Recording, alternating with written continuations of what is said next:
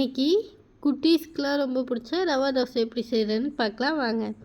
அதுக்கு தேவையான பொருட்கள்: ரவா, கோதுமை மாவு, அரிசி மாவு, முந்திரி, மிளகு, ஜீரகம், மைதா, பொட்டுக்கடலை மாவு, கார்ன்ஃப்ளவர் மாவு, தயிர், வெங்காயம், பச்சை மிளகா, இஞ்சி, பெருங்காயம், தேவையான அளவு உப்பு.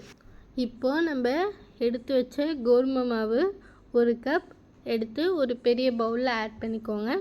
அது கூடவே அரை கப் ரவாயும் எடுத்து அந்த பவுல்லே ஆட் பண்ணிக்கோங்க. இதெல்லாம் ஆட் பண்ணிவிட்டு அது கூடவே நம்ம எடுத்து வச்ச அரிசி மாவு அரை கப் ஆட் பண்ணிக்கோங்க. மைதா எடுத்து வச்சோம் இல்லையா, அதுவும் அரை கப் இது கூடவே ஆட் பண்ணிக்கோங்க. இதெல்லாம் ஆட் பண்ணிட்டிங்கன்னா பொட்டுக்கடலை மாவு எடுத்து வச்சோம் இல்லையா, அதையும் 2 டேபிள் ஸ்பூன் ஆட் பண்ணிக்கோங்க.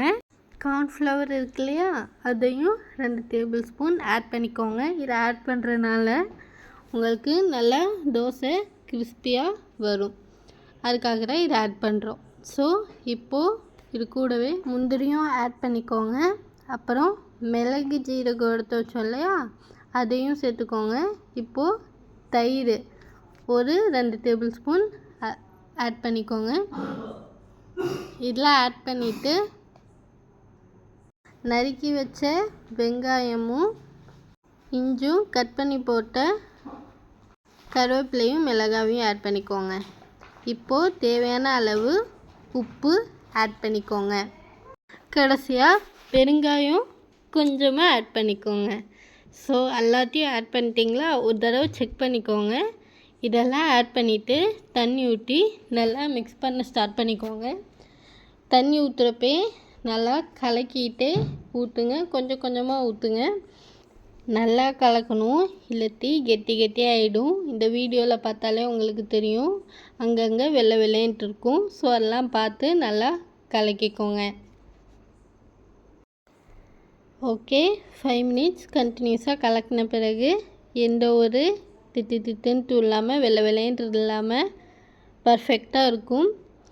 இப்போது அரை மணி நேரம் கழித்து நீங்கள் தோசை ஊற்றலாம். ஸோ அரை மணி நேரம் ஊறின பிறகு தண்ணி ஊற்றுற மாதிரி கொஞ்சமாக அங்கங்கே ஊற்றுங்க. நார்மல் தோசை மாதிரி ஊற்றினா வராது. ஸோ பார்த்து ஊற்றுங்க. இது ரொம்ப பெரிய வேலை. அதை பார்த்து ஊற்றி திருப்பி போடணும். கொஞ்சம் விட்டிங்கன்னா கூட பிஞ்சிடும். ஸோ பார்த்து திருப்பி போடுங்க. நல்லா முருவலாக ஆன பிறகு திருப்பி போடுங்க. அப்போ தான் சூப்பராக இருக்கும்.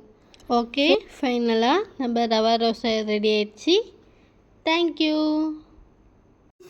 லைக் பண்ணுங்க, ஷேர் பண்ணுங்க, கமெண்ட் பண்ணுங்க, மறக்காம கட் பண்ணுங்க. பாய், டாட்டா.